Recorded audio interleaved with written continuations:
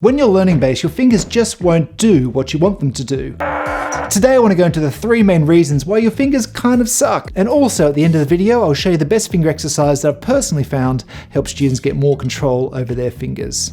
It's called the reverse spider walk. But first, to work out how much control you have over your fingers, have a go at this quick trick. I'll set the timer. So you're going to keep your fingers spread and then you're going to put them out flat. And one by one, try to lift your fingers. So that's my first finger, my index finger. And you can see how my other fingers kind of remain flat more or less.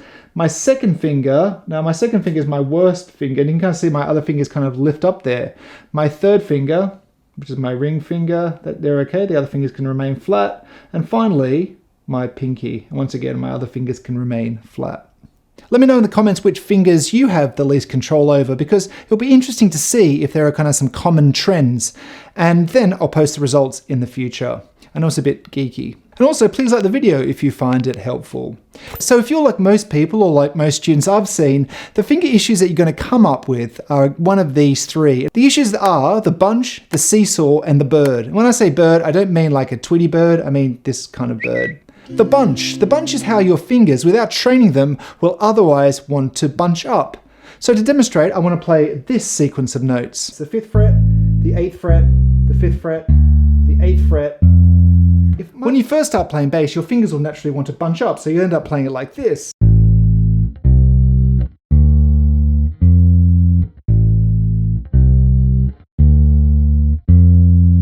Now that can really slow your fingers down. Now if you can train your fingers to play these notes without bunching, it's going to dramatically improve your speed. And you can see how my pinky maintains its position over the 8th fret. Now, in a more fun example, if I play Come As You Are by Nirvana with the bunch, it kind of looks like this.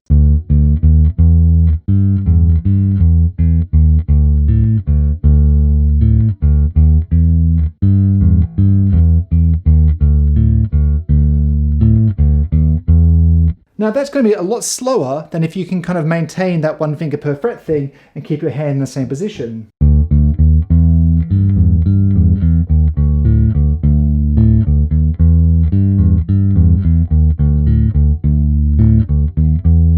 Yeah, and you see in the second one how much less effort I had to use to kind of move around the frets.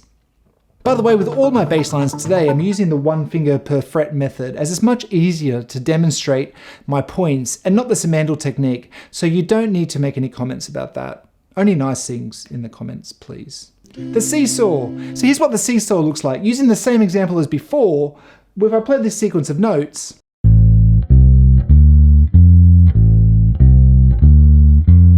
and you can see how my fingers kind of fly off the fretboard. So if my index finger goes down, my pinky's way off. If I put my pinky down, my index flies all the way off. Now the issue with this is that if your finger's all the way up here, if you want to play this note again, it has to travel all this way to get back to the note. So it's going to just slow your playing down a lot.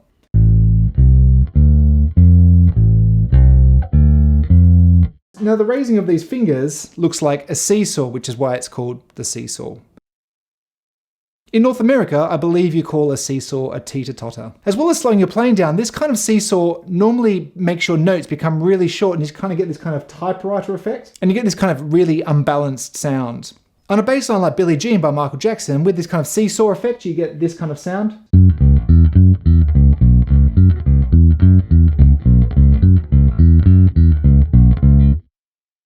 So to prevent the seesaw, we can do the exercise, which is coming up, but we also need to prepare our fingers so they don't seesaw. Like on Billie Jean, I'm anchoring my first finger, my index finger, on this 2nd fret of the D string for a lot of it.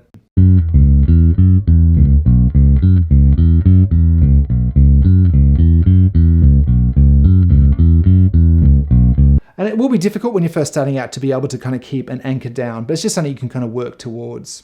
So the birdie occurs when, for example, I'm holding down the 1st and then 4th frets, and then up pops the birdie in the middle, and I'm really struggling to hold my middle finger close to the frets. Now, once again, like the other exercise, it is going to slow down my playing because I have to kind of get that all the way down. So it's going to become a quite inefficient way of playing. This bird thing is the biggest issue I have with my fingers. It kind of just slows down my playing, especially if I want to play fast runs. Now, the hand is a very complex structure of nerves and tendons and has some interconnected nerves. Now I find that some students, instead of having their middle finger fly up, maybe their third finger flies up when they hold down their fourth finger. And for bass, this isn't sometimes a massive issue because often you use a Simandl technique where essentially you use the third and fourth fingers together as one finger. But it's still something you want to improve because for faster runs, you'll need all your fingers. Now the reverse spider walk. Now the spider walk is a really common guitar exercise, and while it is useful on bass, I found that my reverse spider walk is better because it gets progressively more difficult, so it's useful at all levels. So here's the tab, but it's not about which notes you play, it's really about how you play them. And this exercise is working on all the three most common issues that I've mentioned above. Okay, so let's start. So firstly, I'm starting on the 7th fret, and I find here is a good space for beginners because it's kind of an achievable distance between the frets. So what I do is I put down my first finger, then my second finger, my third finger, and then my fourth finger. And from then, I keep these fingers down, and I put that finger down, my first finger, second finger, third finger, fourth finger. And now it starts to get quite difficult for beginners. So first finger on the A string, second finger, third finger, fourth finger. And now the final string, first finger, second finger, third finger, fourth finger. And a lot of beginners will find this E string quite difficult. So if you're experiencing that, it's okay, you just kind of keep working on it. So I have all my fingers down, then I'm going to lift one finger up after another. So first of all, I lift my fourth finger up, then my third finger, my second finger, and that's it. But what I'm trying to do is I'm trying to keep these fingers as close as possible to the strings, but without kind of pressing down on them. After that, I can do the same thing on the A string. I lift one finger up, third finger up, fourth finger up, trying to keep them nice and close to the frets. We go down one string, fourth finger, third finger, second finger, and then down to here. Fourth finger, third finger, second finger. And that. What this exercise is doing is kind of trying to keep your fingers nice and close to the string. So that's kind of working on the bird that I mentioned before, but it's also trying to keep your fingers spread, which is working on the bunch. And in level 3, we can start playing the notes. So I'm playing.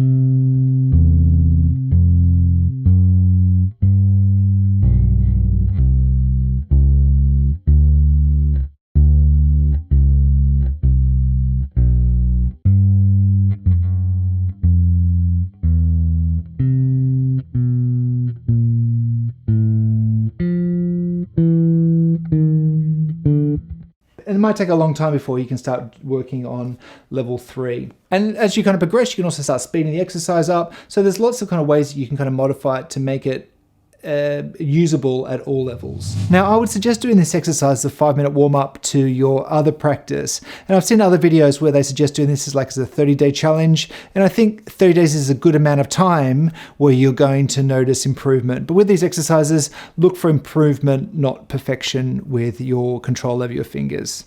A word of caution, there's no doubt these exercises will help your playing, but they're not going to make you the best player in the world just by doing them by themselves, because there's so many other areas of playing that you need to kind of explore.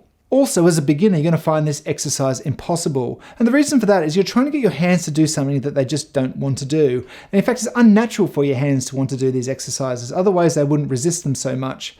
But by playing an instrument, it's by its nature getting your hands to do something that they don't want to do. So you just kind of need to persist, and you will get it. If you want printable PDFs or guitar profiles from today's lesson, they're available on my Patreon. And a big thanks to all my patrons, especially my VIP patron, who's a legend.